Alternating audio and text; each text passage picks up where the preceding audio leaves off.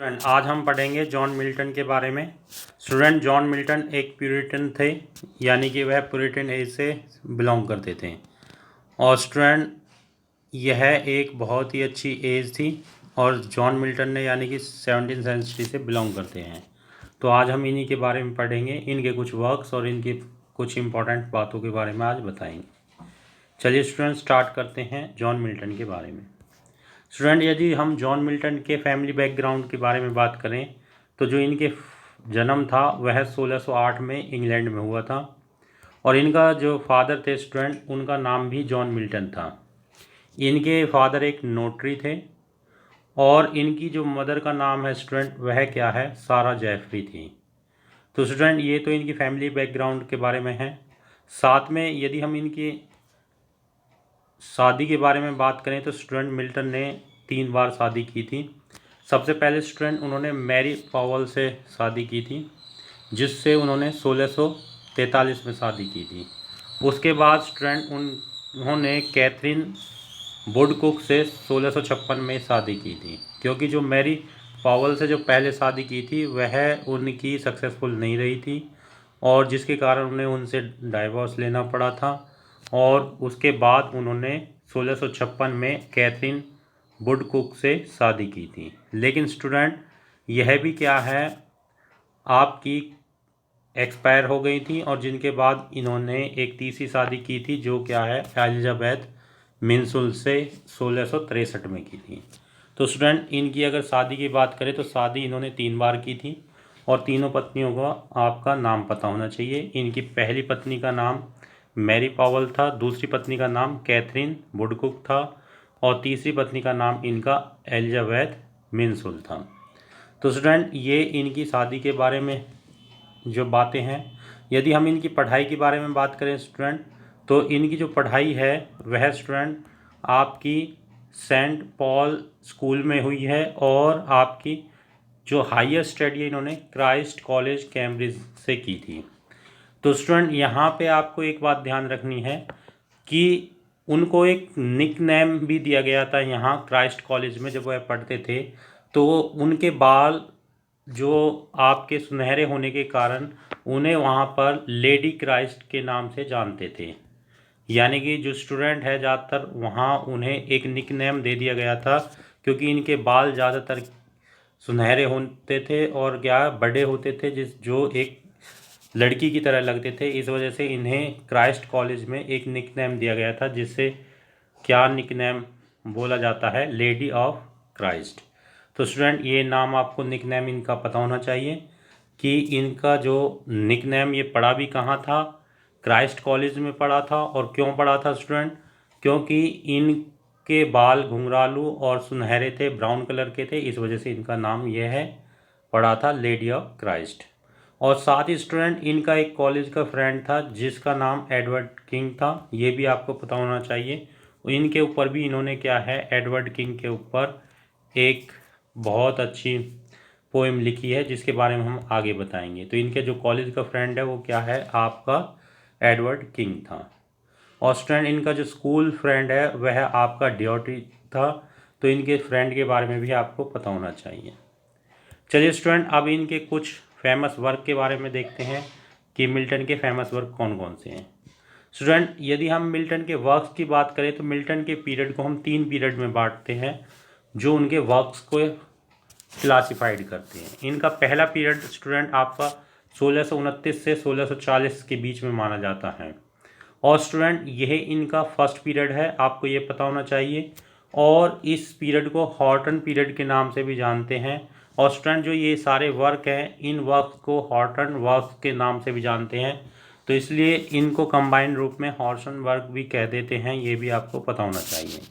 तो इस समय के जो मिल्टन ने शुरुआत में जो वर्क्स लिखे थे वो उसके फेमस वर्क कौन कौन से थे स्टूडेंट। सबसे पहले एल एलिग्रो एंड एल पेंसरो, ये 2 पोइम आई थी स्टूडेंट। इन दोनों पोइमों को आपको पता होना चाहिए। ये दोनों पोइम कंपेंट्री है, एक दूसरे की कम्प्लीमेंट्री है। और दूसरी बात क्या है स्टूडेंट, ये दोनों पोइम 2 अपोजिट आइडिया को बताती थी। एल एलिग्रो का मतलब होता है हैप्पी मैन और स्टूडेंट जो एल पेनिस्ट्रो का मतलब होता है एक मेलकनी मैन या सैड मैन। तो ये दोनों पोएम एक दूसरे की कम्प्लीमेंट्री है, तो ये आपको पता होना चाहिए कि ये ट्विंस पोएम्स के नाम से भी जाने जाती हैं। मिल्टन की ट्विंस पोएम जो हैं वो कौन सी है, एल एलिग्रो और एल पेंसरेसो हैं। तो ये दोनों पोएम स्टूडेंट आपकी 1631 में आई थी, ये भी आपको पता होना चाहिए।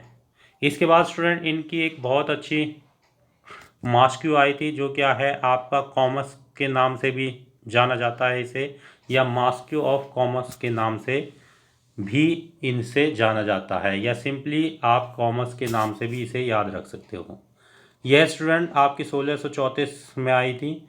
स्टूडेंट ये जो पोइम है, ये दो जो ब्रदर होते हैं उनकी एक बहन होती है जिसका नाम क्या है, द लेडी होता है, उसके बारे में कहानी बताई गई है इसमें, जो कि आपकी लॉस्ट हो जाती है और उसका एनकाउंटर कॉमर्स से होता है। इस तरह की स्टोरी इसमें यानी कि बताई है। यहाँ इनके बारे में मैं ज़्यादा डिटेल स्टूडेंट नहीं बता रहा, क्योंकि अगर इन सभी चीज़ों के बारे में ज़्यादा पॉइंट्स बताएं या डिटेल में बात करेंगे तो वीडियो बहुत लेंथी हो जाएगा, इसलिए मैं यहाँ केवल मेन पॉइंट्स आपको बता रहा हूँ।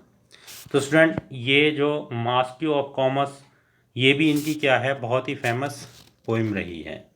इसके बाद स्टूडेंट इन्होंने की जो एक इम्पॉर्टेंट पोइम आई है वो कौन सी थी स्टूडेंट, लिसिडस थी, जो एक पास्टरल एलिजी है। ये स्टूडेंट इनकी बहुत ही इम्पोर्टेंट है लिसिडस। और ये स्टूडेंट इन्होंने किस के ऊपर लिखी थी, जो मैंने अभी शुरू में बता रहा था कि इनके एक फ्रेंड थे एडवर्ड किंग, उनकी मौत स्टूडेंट डूबने के कारण हो गई थी, यानी कि समुद्र में वह डूब गए थे जिसके कारण उनकी मौत हो गई थी। तो उनके लिए एक पास्टरल एलिजी मिल्टन ने क्या है 1637 में लिखी थी, जिसका नाम क्या था, लिसिडस। इसके बाद स्टूडेंट इनका जो फेमस वर्क दूसरा है जो आर्केडस है, ये भी 1630 और 1634 तक रिटर्न किया गया था स्टूडेंट।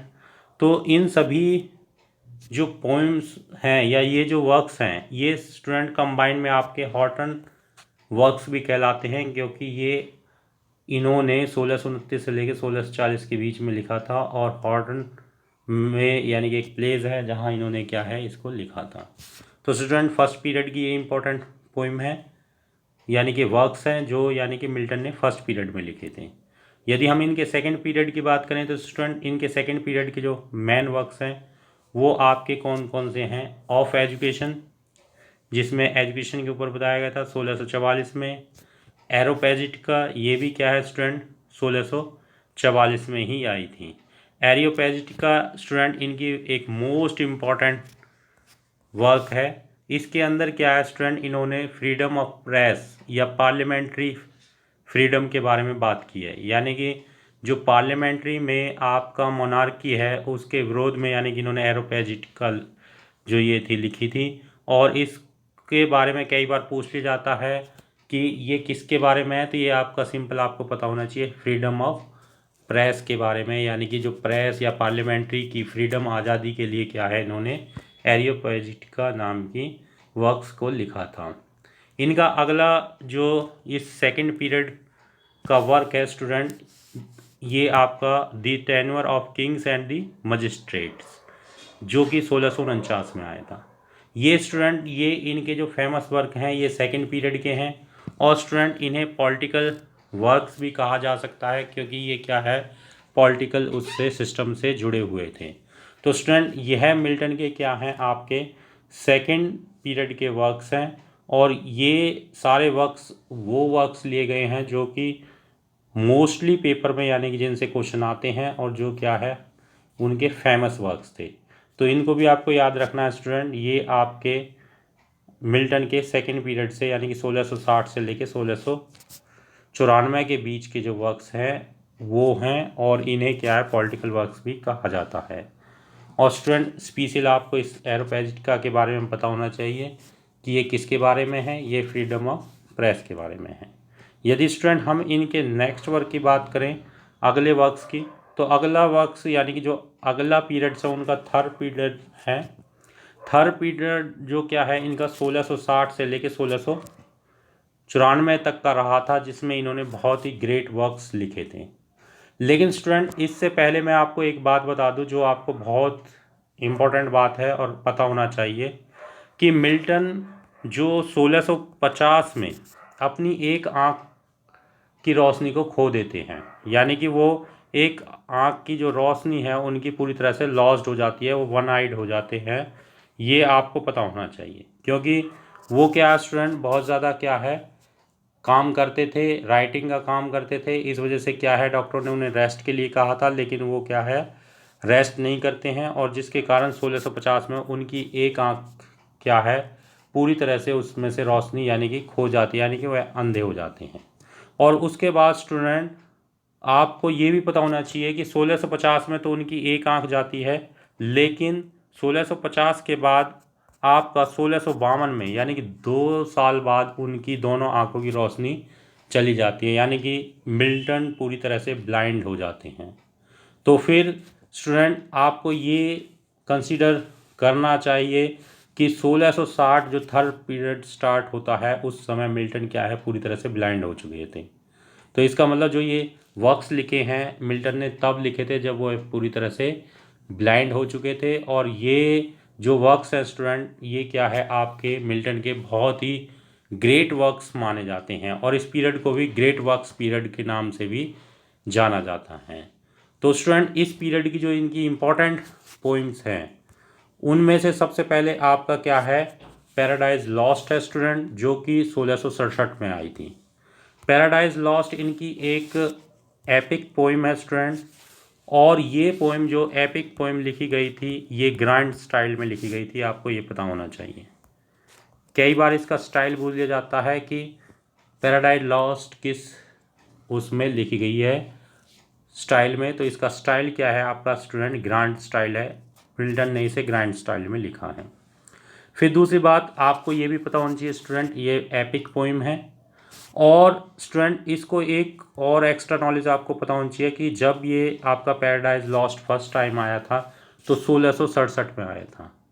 1667 में स्टूडेंट जब ये पैराडाइज लॉस्ट आया था तो इसमें केवल 10 बुक्स थी, यानी कि 10 बुक्स के साथ ये पब्लिश हुआ था 1667 के अंदर। लेकिन स्टूडेंट इसी का क्या है दूसरा जो पार्ट था, यानी कि इसी को क्योंकि इसकी कुछ बुक्स 2 बुक्स को क्या तोड़ दिया गया था, वो बहुत लेंथी थी, और उनको क्या है ब्रेकअप करके यानी कि इसको 1674 में दोबारा से पब्लिश कराया गया था स्टूडेंट। तो जब ये 1674 में पब्लिश हुआ था तो ये 12 बुक्स के अंदर आया था, यानी कि स्टूडेंट मटेरियल वही था, लेकिन इनकी 2 बुक्स को क्या है ब्रेक करके इसको 12 बुक्स में पब्लिश कराया गया था 1674 में। तो ओरिजिनली जो आपका पैराडाइज लॉस्ट है वो 10 बुक्स के साथ पब्लिश्ड हुआ था, लेकिन 1674 में ये क्या है 12 बुक्स के साथ पब्लिश्ड हुआ था। और पैराडाइज लॉस्ट एक क्या है आपकी एपिक पोइम है जो कि ग्रांड स्टाइल में लिखी गई है। तो ये स्टूडेंट मिल्टन का बहुत ही फेमस और ग्रेट वर्क है जिसको आपको याद रखना है। इसी के बाद स्टूडेंट मिल्टन ने पैराडाइज का एक सीक्वल लिखा था, यानी कि जो पैराडाइज से रिलेटेड है वो क्या था स्टूडेंट पैराडाइज रिगेन था, जो कि 1671 में आया था।